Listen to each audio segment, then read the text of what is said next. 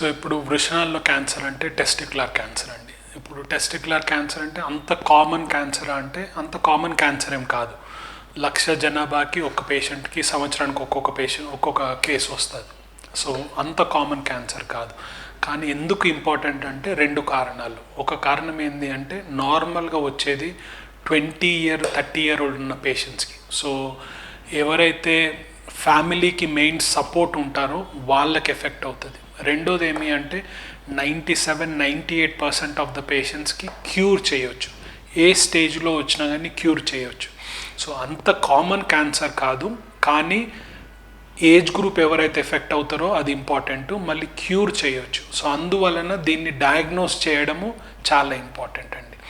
మళ్ళీ మీరు అన్నారు దీనికి డయాగ్నోసిస్ ఎలా. డయాగ్నోసిస్ అలా వచ్చి మన చేతిలోనే ఉన్నదంటాం. ఎందుకు అంటే రోజు మనం స్నానం చేసేప్పుడు ఎగ్జామిన్ చేసుకున్నాం అనుకోండి, టెస్టికల్ వృషణాలు ఎలా ఉన్నాయి, ఎస్పెషల్లీ కొద్ది చేతిలో సబ్బు ఉన్నది అంటే వాటితో ఎగ్జామిన్ చేసుకున్నాము అంటే నార్మల్గా ఎలా ఉంటుంది, అబ్నార్మల్గా ఎలా ఉంటుందని కాదు. మీరు ఒకసారి ఎగ్జామిన్ చేసుకున్నారు అంటే మీకే తెలుస్తుంది నార్మల్గా ఎలా ఉంటుందని.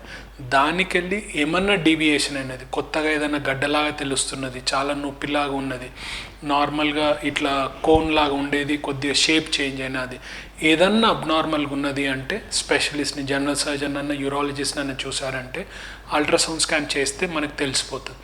సో ఈ డయాగ్నోసిస్ అలా వచ్చి మనము ఓకే నాకు టెస్టిక్యులర్ క్యాన్సర్, వృషణంలో క్యాన్సర్ వచ్చే ఛాన్స్ ఉన్నదని మీకు తెలిస్తే చాలు. ఏమన్నా అబ్నార్మల్ ఉన్నదంటే స్పెషలిస్ట్ దగ్గరికి వెళ్ళినారు అంటే అప్పటి నుంచి ట్రీట్మెంట్ మొదలవుతుంది. సో కామన్గా కాదు, కానీ దీన్ని డయాగ్నోసిస్ చేయడం ఈజీ, ట్రీట్ చేసి క్యూర్ చేయడం కూడా ఈజీ. సో అందువలన వృషణాల్లో క్యాన్సర్ ఇంపార్టెంట్ అండి.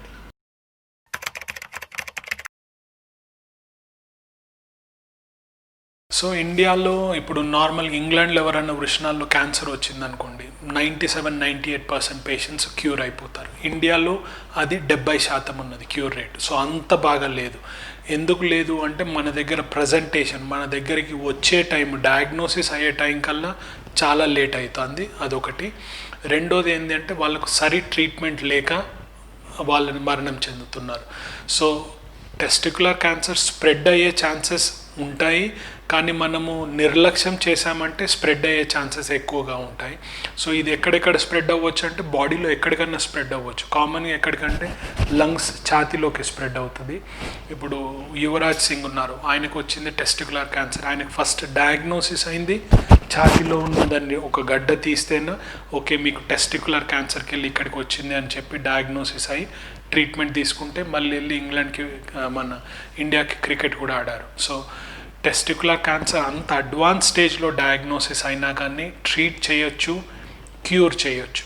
దీని డయాగ్నోసిస్ అలా మీ చేతిలో ఉంది. రెగ్యులర్గా ఎగ్జామిన్ చేసుకున్నామంటే డయాగ్నోసిస్ అయ్యే ఛాన్సెస్ ఎక్కువగా ఉంటాయి. మీరు అడిగిన దాంట్లో ఒక ప్రశ్న ఏమి అంటే క్యాన్సర్ మనం ఎక్కువగా చూస్తున్నామా, అదొకటి. మళ్ళీ వాటికి ట్రీట్మెంట్ ఆప్షన్స్ ఏమున్నాయి. ఇప్పుడు క్యాన్సర్ మనం ఎక్కువగా చూస్తున్నామా అంటే ఎక్కువగా చూస్తున్నాము, ఎందుకంటే మన దగ్గర డయాగ్నోస్టిక్ ఇన్వెస్టిగేషన్స్ అవన్నీ ఎక్కువగా అయినాయి కాబట్టి ఒకటి. రెండోది ఈ master health checkup, ultrasound scans ఇవి తొందరగా చేసుకుంటున్నాం కాబట్టి క్యాన్సర్స్ ఎక్కువగా పికప్ అవుతున్నాయి. మనం ఓవరాల్ క్యాన్సర్ చూసామనుకోండి ఇన్సిడెన్స్ ఇప్పుడు 2020లో 2001 కన్నా ఎక్కువగా క్యాన్సర్స్ డయాగ్నోసిస్ అవుతున్నాయి అంటే అవును, డయాగ్నోసిస్ అవుతున్నాయి, కానీ ఎక్కువ మంది క్యాన్సర్తో సఫర్ అవ్వట్లేదు. ముందేంది అంటే వాళ్ళు చనిపోయేవాళ్ళు, మన కారణం తెలియకుండా చనిపోయేవాళ్ళు. ఇప్పుడు ఏమంటే డయాగ్నోసిస్ తెలిసి కొద్దిగా ట్రీట్మెంట్ తీసుకొని ప్రోగ్రెస్ అయి చనిపోతున్నారు. సో ఓవరాల్ మన ట్రెండ్స్ డయాగ్నోసిస్ ఎక్కువగా అవుతున్నాయి, కానీ ఓవరాల్ ఇన్సిడెంట్ ప్రివలెన్స్ ఎక్కువ అవుతున్నదా అంటే యాక్చువల్లీ ప్రివలెన్స్ అన్నది ఎక్కువ అవ్వట్లేదు. ఇప్పుడే కాదు, అంటే 100 ఏళ్ళు 200 ఏళ్ళు చూసినా కానీ మన ఓవరాల్ లైఫ్ ఎక్స్పెక్టెన్సీ పెరుగుతున్నది. ఇప్పుడు మనం ఇండియన్ ఇండిపెండెన్స్ వచ్చినప్పుడు మనం 40s ఉండేది మన లైఫ్ ఎక్స్పెక్టెన్సీ.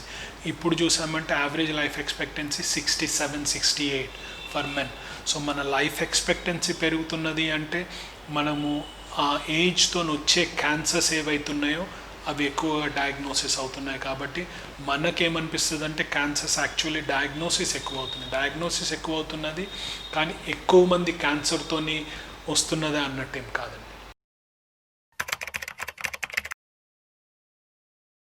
క్యాన్సర్ రావడానికి ప్రధాన కారణం వల్ల ఇప్పుడు మనం చూస్తేనేముంటాయంటే 2 కారణాలు ఉంటాయి. 2 ఏమంటే ఇన్హెరిటెన్స్, మనకు వంశపారంపర్యంగా వచ్చింది ఒకటి ఉంటుంది.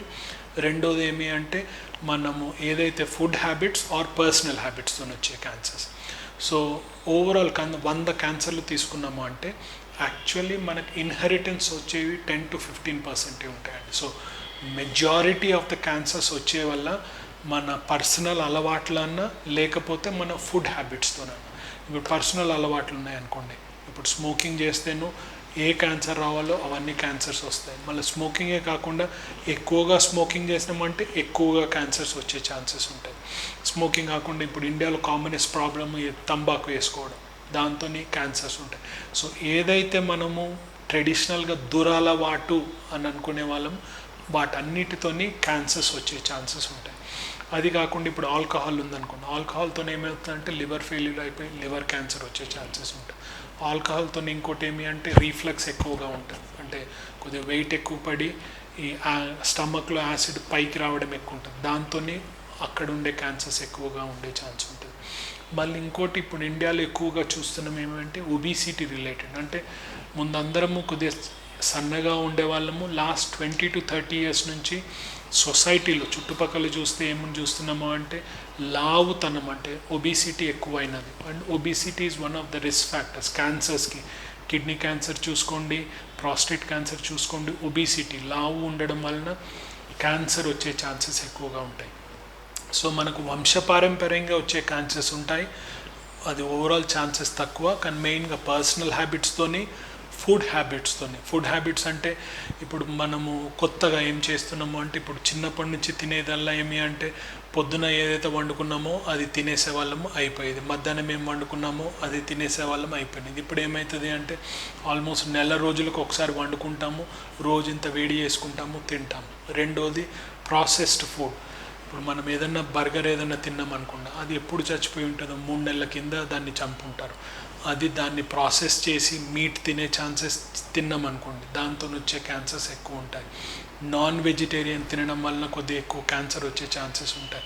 రిఫైన్డ్ షుగర్స్, అంటే ఇప్పుడు చెరుకు తిన్నాము అంటే అది అన్నిట్లకన్నా బెస్ట్. మనం ఎంత రిఫైన్డ్ షుగర్స్ అయిపోయి ఎక్కువగా కార్బోహైడ్రేట్స్ తింటున్నాము అంటే దాంతో ఒబిసిటీ రిలేటెడ్ ఉంటుంది, దాంతో వచ్చే క్యాన్సర్స్ ఉంటాయి. సో ఫుడ్ హ్యాబిట్స్తోని వచ్చే క్యాన్సర్స్ ఉంటాయి, పర్సనల్ హ్యాబిట్స్ స్మోకింగ్, ఆల్కహాల్ వాటితో వచ్చే క్యాన్సర్స్ ఉంటాయి, అండ్ జెనెటిక్గా వచ్చే క్యాన్సర్స్ ఉంటాయి. ఇవన్నీ కలిసి మనకు ఎక్కువగా రిస్క్ అవుతున్నది, ఎక్కువగా ఇన్సిడెన్స్ అవుతున్నది, ఎక్కువగా డయాగ్నోసిస్ అవుతున్నది.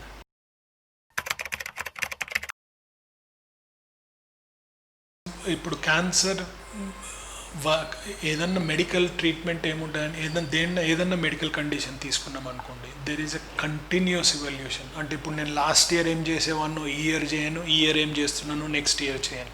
ఎందుకు అంటే కొత్తగా రీసెర్చ్ వస్తుంటుంది, కొత్తగా ట్రీట్మెంట్స్ వస్తుంటాయి, ఆ ట్రీట్మెంట్లోనే రిఫైన్మెంట్స్ కూడా వస్తుంటాయి. సో అలానే క్యాన్సర్ ట్రీట్మెంట్లో కూడా సర్జరీ, ఆపరేషన్లు కొత్త టెక్నిక్స్ వచ్చినాయి, మెడికల్ ట్రీట్మెంట్స్లో కొత్త టెక్నిక్స్ వచ్చినాయి, రేడియేషన్ ట్రీట్మెంట్లో కొత్త టెక్నిక్స్ వచ్చినాయి, డయాగ్నోసిస్లో కూడా కొత్త ట్రీట్మెంట్స్ వచ్చినాయి. సో ఇవన్నీ కలిపి ఇన్వెస్టిగేషన్లో ట్రీట్మెంట్ ఎక్కువ ఉన్నది, అంటే కొత్తగా వచ్చినాయి అన్ని. ఎవ్రీ స్టెప్ కొత్తగా డయాగ్నోసిస్ అవుతున్నాయి, కొత్త ట్రీట్మెంట్లు వస్తున్నాయి. అండ్ పేషెంట్ అవుట్కమ్స్, అంటే ముందు ఎవరైతే 2 ఏళ్ళు బతికే వాళ్ళు ఇప్పుడు 4 ఏళ్ళు బతుకుతున్నారు, ఇప్పుడు 4 ఏళ్ళు బతికే వాళ్ళు ఫ్యూచర్లో వెళ్తే ప్రాబబ్లీ 6 ఏళ్ళు 8 ఏళ్ళు బతుకుతుండొచ్చు. So there is new technology in every step of the investigation pathway, మరి ట్రీట్మెంట్లో కూడా.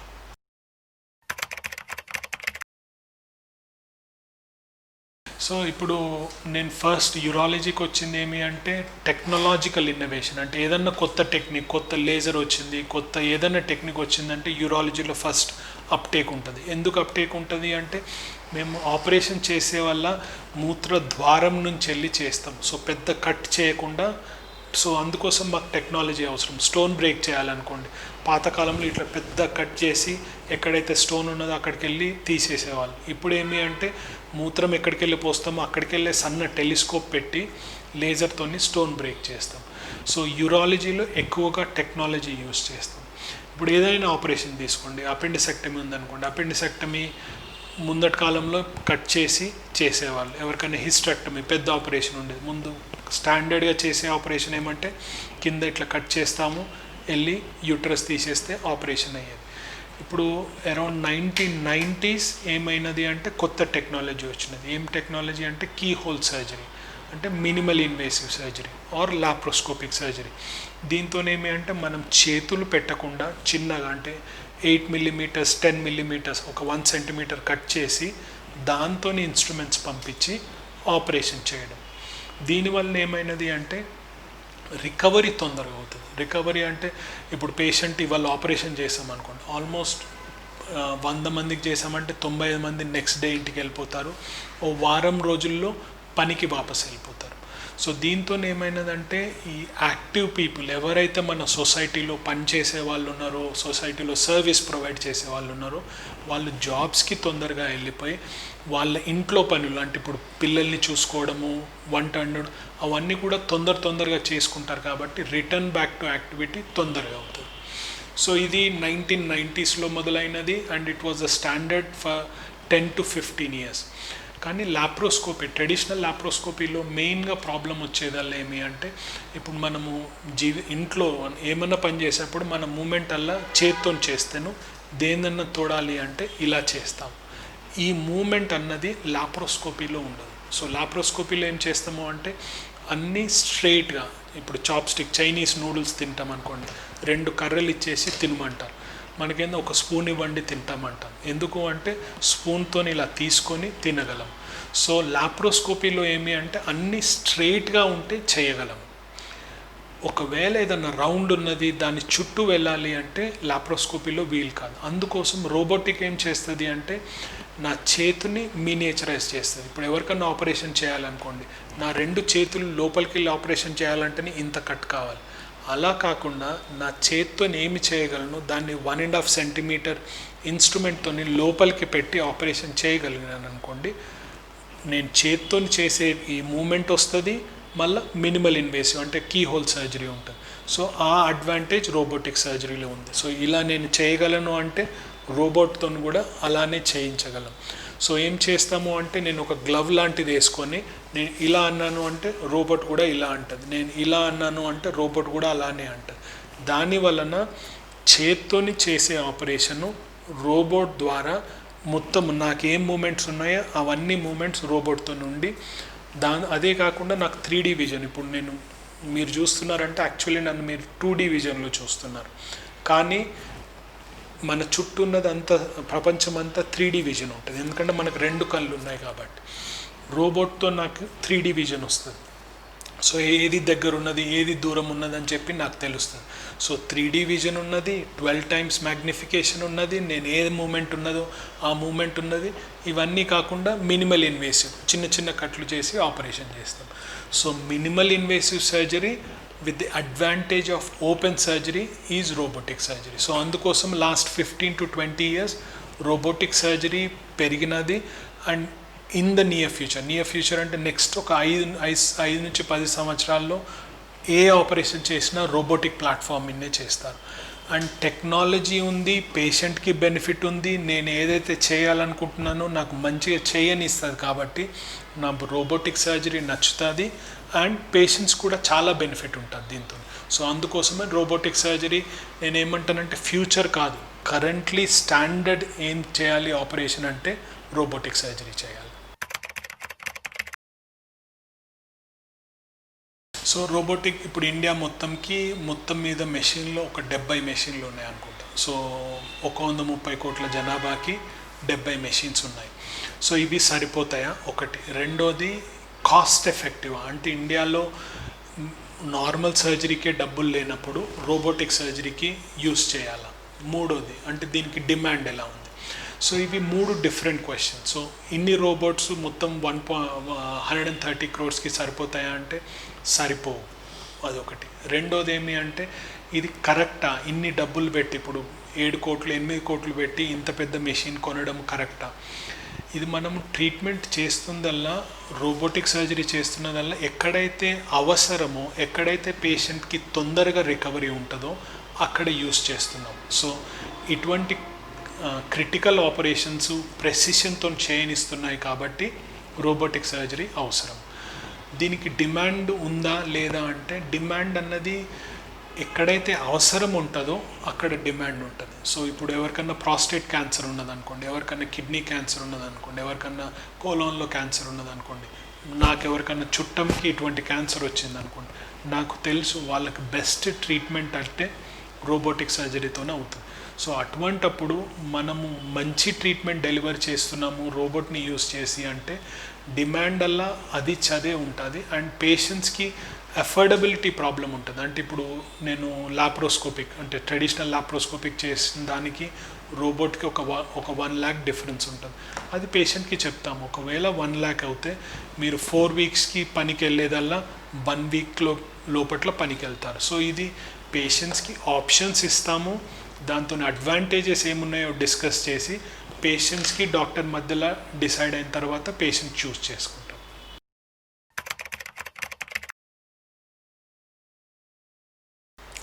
సో ఇప్పుడు ఏం చేస్తున్నాము, ఫ్యూచర్లో ఏమి చేస్తాము. సో రోబోటిక్ సర్జరీ అన్నది ఫస్ట్ స్టార్ట్ అయింది యాక్చువల్లీ హార్ట్ సర్జరీతోనే, అక్కడ మొదలైంది.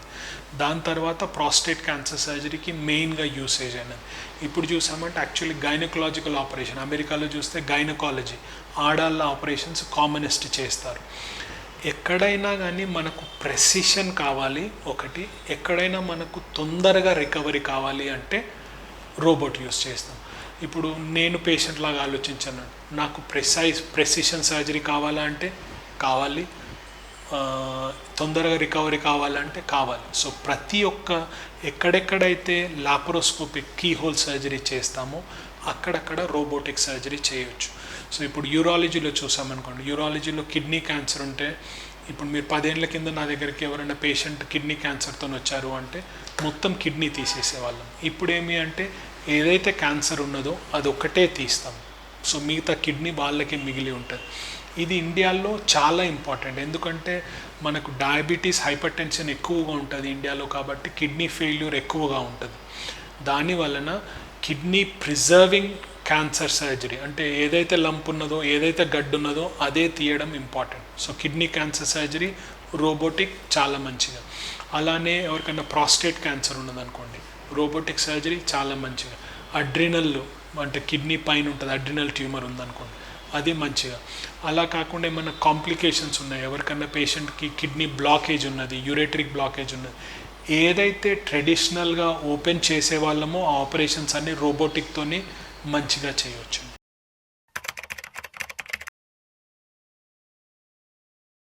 అంటే నార్మల్గా ఇప్పుడు ముందు కాలంలో ఎలా ఉండేదంటే పేషెంట్ నా దగ్గరికి వచ్చారనుకోండి, మీకు ఈ ట్రీట్మెంట్ కావాలని నేను దేవుణ్ణి అన్నట్టు మాట్లాడేవాళ్ళం. ఇప్పుడు ఏమి అంటే ఏదన్నా డయాగ్నోసిస్ ఉన్నా కానీ పేషెంట్తోని మీకు ఇదండి డయాగ్నోసిస్, ఇదండి స్టేజు 1, 2, 3 ఈ ఆప్షన్స్ ఉన్నాయండి, మీరు ఏ ట్రీట్మెంట్ తీసుకుంటారో అది కరెక్ట్ అన్నట్టు. సో ప్రతి పేషెంట్ ఎవరైనా రోబోటిక్ అడిగినప్పుడు వాళ్ళకి ఓపెన్ ఆప్షన్ ఇస్తాము, మినిమల్ ఇన్వేసివ్ సర్జరీ అంటే లాప్రోస్కోపిక్ ఆపరేషన్ ఇస్తాము, రోబోటిక్ సర్జరీ ఇస్తాము. తర్వాత డిస్కషన్ తర్వాత పేషెంట్ నాకు ఇది కరెక్టు అని అన్న తర్వాత రోబోటిక్ సర్జరీ ఆఫర్ చేస్తాం. ఇప్పుడు మీరు అన్నారు పేషెంట్స్కి అవగాహన ఎట్లున్నది, దీనికి డిమాండ్ ఎలా ఉన్నది. ఇప్పుడు హైదరాబాద్లో 6 రోబోటిక్ మెషిన్స్ ఉన్నాయి. సో కరెంట్లీ ఎస్పెషల్ ఎవరికైనా కిడ్నీ క్యాన్సర్ వచ్చినా ప్రాస్టేట్ క్యాన్సర్ వచ్చినా స్టాండర్డ్ ట్రీట్మెంట్ ఏమి అంటే రోబోటిక్ సర్జరీ చేయడం. సో అలా డిసైడ్ అయిపోయిన పేషెంటే నా దగ్గర మంచి క్యాన్సర్ సర్జరీ, మంచి రోబోటిక్ సర్జరీ చేయండి అని చెప్పి వస్తున్నారు. సో మనము రోబోటిక్ సర్జరీ చేయాలా, మినిమల్ ఇన్వేసివ్ కీహోల్ సర్జరీ చేయాలా, ఓపెన్ సర్జరీ ఆ ఫేస్ అయిపోయినది. So patients already robotic surgery decide చేసుకొని నాకు ఈ సర్జరీ ఎవరైతే మంచిగా చేయగలరో అని అప్పుడు నా దగ్గరికి వస్తున్నారు.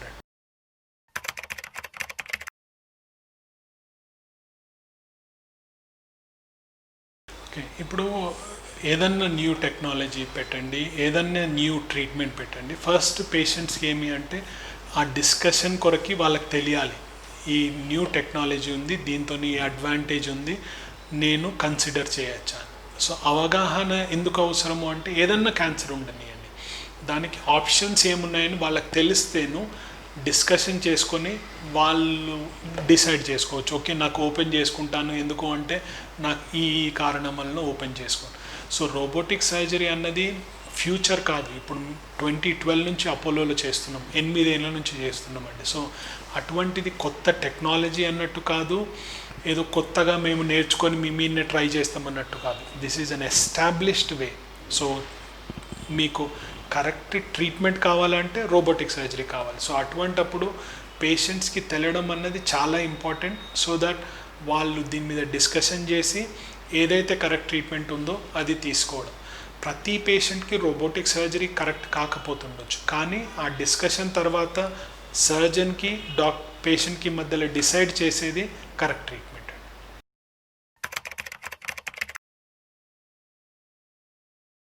సో అపోలోలో ఇప్పుడు మొత్తము రోబోటిక్ సర్జరీ అంటే దీన్ని ఏమంటాము అంటే మాస్టర్ సేఫ్ టెక్నాలజీ. అప్పుడప్పుడు కొందరు పేషెంట్స్ అంటారు, రోబోట్ అయ్యో కరెంట్ పోతే ఏమవుతుంది, రోబోట్ అది ఇచ్చది ఆపరేషన్ చేయడం అయితే ఏమవుతుంది, మీరు చేస్తారా రోబోట్ చేస్తుందా అంటే మేమే ఆపరేషన్ చేస్తాము, రోబోట్ యూస్ చేసి ఆపరేషన్ చేస్తాము. సో అందుకోసం మాస్టర్ స్లేవ్ టెక్నాలజీ అంటాం.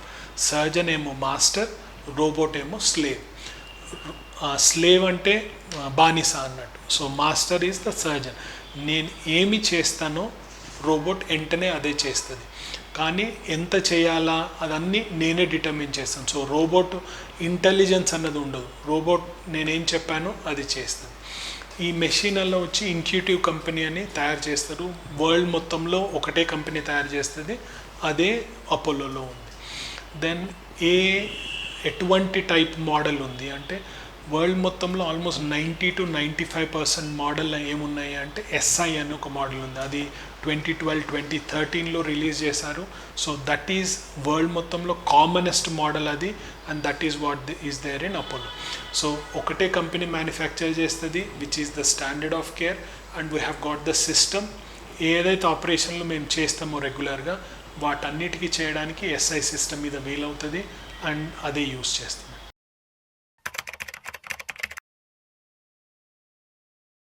సో ఇప్పుడు రోబోటిక్ సర్జరీలో ఫేసెస్ ఉంటాయండి. ఫేసెస్ అంటే ఫస్ట్లో నేర్చుకుంటాము, తర్వాత మీరు కాన్ఫిడెంట్గా చేయగలరు. మూడో స్టేజ్ ఏంటంటే మన కాంప్లికేటెడ్ కేసెస్ వచ్చినా కానీ మీరే చేయగలరు. నాలుగో ఫేస్ ఏంటంటే ఎవరికన్నా ట్రైన్ చేయగలరు. ఐదో ఫేస్ ఏంటి అంటే యు ఆర్ ఎక్స్పర్ట్, వేరే వాళ్ళ దగ్గరికి వెళ్ళి వాళ్ళ మిస్టేక్స్ ఏమవుతున్నాయో వాటిని కరెక్ట్ చేయగలం.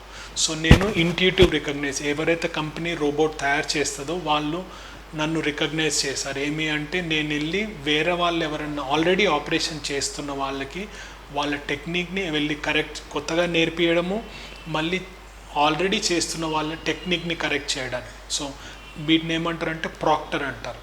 సో నేను I'm a Intuitive recognised proctor. దీంతో అంటే మినిమం ఒక 400-500 కేసు చేస్తే తప్పించి ఈ ప్రాక్టర్షిప్ ఇవ్వరు. అంటే this is a recognised contract, అది చేస్తాం. ఓవరాల్ మొత్తం నేను ఇప్పుడు రోబోటిక్ ఎక్స్పీరియన్స్ అని ఉంటుంది, నా చేతులతో ఎన్ని చేశాను, ఎంతమందిని మెంటర్ చేశాను. సో ఓవరాల్ ఒక 600 to 700 రోబోటిక్ ప్రొసీజర్స్ నేను చేశాను. మొత్తం మా టీమ్ అంటే నేను ఎవరినైతే ట్రైన్ చేశాను, 3 సర్జన్స్ ఉండేవాళ్ళం ఇంగ్లాండ్లో. Almost we have done around 1000 to 1200. ఇప్పటి వరకు ఒక 10 మందికి నేను రోబోటిక్ ట్రైనింగ్ ఇచ్చి, వాళ్ళు they are quite senior consultants నా. సో వాళ్ళందరికీ రోబోటిక్ ట్రైనింగ్ ఇచ్చి వాళ్ళు ఇప్పుడు వాళ్ళే చేస్తున్నారు. సో నేను రోబోటిక్ సర్జనే కాకుండా robotic mentor and Procter. So నేను వెళ్ళి మిగతా వాళ్ళకి ట్రైన్ చేస్తాను. ఇప్పుడు కామన్గా పేషెంట్ అడుగుతుంటారు ఏమి అంటే రోబోట్ ఆపరేషన్ చేస్తుందా, మీరు ఆపరేషన్ చేస్తారా? సెటప్ వైజ్ చూస్తేను సేమ్ ఉంటుంది. ఏమి సర్జన్ ఆపరేషన్ చేస్తారు, రోబోట్ చేస్తుంది. కానీ ఏమి అంటే సర్జన్ యాక్చువల్లీ పేషెంట్ దగ్గర ఉండరు. సో పేషెంట్ సర్జికల్ కాన్సోల్ అంటాం. సో అక్కడ నేను కూర్చొని గ్లవ్ లాంటిది వేసుకొని ఆపరేషన్ చేస్తాను. నాకేమి అంటే 3D విజన్, కెమెరాకి వెళ్ళి నాకు ట్రాన్స్మిట్ అవుతుంది, అది నేను చేసి ఆపరేషన్ చేస్తాను. రోబోట్ అన్నది ఈ చేతులు ఏవైతే ఇట్లా సన్న ఇన్స్ట్రుమెంట్స్ ఉంటాయో అవి పేషెంట్లోకి పెట్టి రోబోట్ ద్వారా ఆపరేషన్ చేస్తాం. So overall setup wise same ఉంటుంది. అంటే ఆపరేషన్ నార్మల్గా ఎలా చేస్తామో ఇక్కడ కూడా ఉంటుంది. ఇక్కడ మెయిన్గా ఏమి అంటే పేషెంట్ పక్కన సర్జన్ ఉండరు, పేషెంట్కి దూరంగా థియేటర్లోనే ఉంటారు, అక్కడికి వెళ్ళి ఆపరేషన్ చేస్తారు.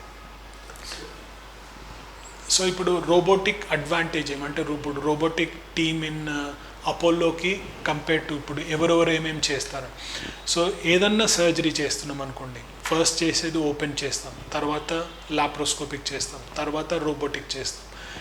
అపోలో రోబోటిక్ టీమ్ ఇప్పుడు 2012 నుంచి రోబోటిక్స్ చేస్తున్నాం. సో ఇప్పుడు మా దగ్గర ఎలా అంటే ఇప్పుడు నేను రోబోటిక్ యూరో ఆంకాలజిస్ట్. సో నేను రోబోట్ యూస్ చేస్తాను, కానీ నేను చేసే ఆపరేషన్ వల్ల uro oncology, urinary, bladder, kidney, ప్రాస్టేట్లో ఎవరైనా అడ్రినల్లో క్యాన్సర్ ఉంది అంటే నేను చేస్తాను. అలా కాకుండా ఎవరికైనా కోలోన్లో క్యాన్సర్ ఉందనుకో, పెద్ద పేగులో క్యాన్సర్ ఉంది, చిన్న పేగులో క్యాన్సర్ ఉంది అంటే కోలోరెక్టల్ రోబోటిక్ టీం ఉన్నది. అలానే ఎవరికైనా లంగ్లో క్యాన్సర్ ఉన్నదనుకో, there is a thoracic cancer team. అలా కాకుండా ఎవరికైనా బైపాస్ సర్జరీకి, అలానే బైపాస్ సర్జరీకి మళ్ళీ అదే రోబోటిక్ టీమ్. సో ఫస్ట్లో ఎలా ఉండేదంటే రోబోటిక్ సర్జన్ అనేవాళ్ళం. ఇప్పుడు robotic team in Apollo is further sub specialise. So ఎవరు నేను రోబోటిక్ సర్జన్ అని చెప్పరు, నేను రోబోటిక్ యూరో ఆంకాలజిస్ట్, నేను రోబోటిక్ కోలోరెక్టల్ సర్జన్. ఎందుకు అంటే అంత సబ్ స్పెషలిస్ట్ ట్రైనింగ్ ఉంటేనే మనం అంత క్వాలిటీ సర్వీస్ ప్రొవైడ్ చేయగలము. అండ్ అపోలో 2012 నుంచి చేస్తున్నాం కాబట్టి every surgeon has done hundreds of cases. So దాని వలన ఏ స్పెషాలిటీ తీసుకున్నా కానీ దే ఆర్ ఇండిపెండెంట్ ఎక్స్పర్ట్స్. ఒక్క సర్జన్ అన్ని ఆపరేషన్ చేయట్లేదు. అది ఆల్మోస్ట్ ఏపీ తెలంగాణలో one of the rarest in south India. ఏమి అంటే fully developed mature sub speciality. ఏదైతే నాకు ఇంట్రెస్ట్ ఉందో, ఏదైతే నేను మంచిగా ట్రీట్మెంట్ చేయగలనో అదే రోబోటిక్ సర్జరీ చేస్తాను. సో అపోలో అడ్వాంటేజ్ ఏమి అంటే sub specialist robotic surgeons is the advantage with Apollo.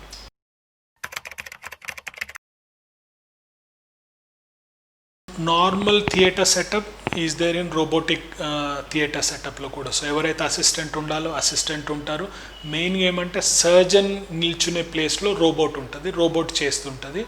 రోబోట్కి helper, ఇప్పుడు నేను ఉండి ఏమైతే ఆపరేషన్ చేసేవాడినో అది రోబోట్ చేస్తుంది, కానీ నాకు ఎవరైతే హెల్ప్ చేసేవాళ్ళో వాళ్ళు అక్కడే ఉంటారు, నర్స్ అక్కడే ఉంటుంది, అనెస్థెటిస్ట్ అక్కడే ఉంటారు. సో మిగతా టీం అంతా పేషెంట్ చుట్టువైపులో ఉంటారు. మెయిన్ సర్జన్ ఒక్కైనా పేషెంట్కి దూరంగా కాన్సోల్ మీద ఆపరేషన్ చేస్తుంటారు.